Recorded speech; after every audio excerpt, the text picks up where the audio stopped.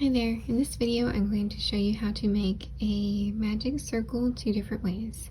So the first way is just the standard magic circle.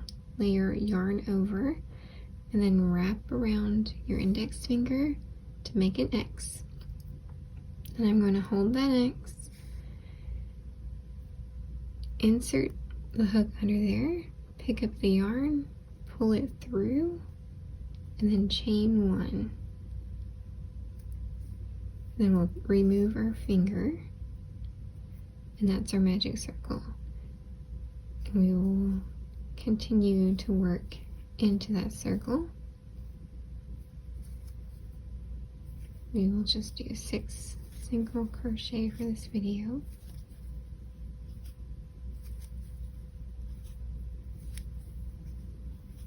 And then when you have your first round complete, you simply pull it closed. And that's what you have.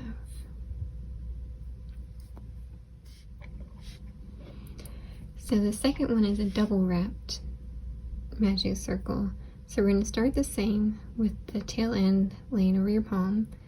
Wrap around your index finger one time. There's the X. Then we're going to wrap around another time. And we still have that X there. So I'm going to hold that X and insert my hook under both of those loops, pick up my yarn, and then chain 1, remove the finger, and there's our hole.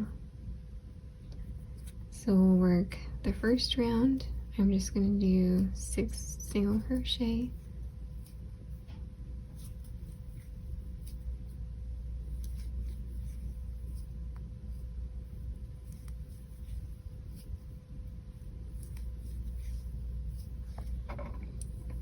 and then I will pull this tail end and watch these 2 loops. Whichever one is moving,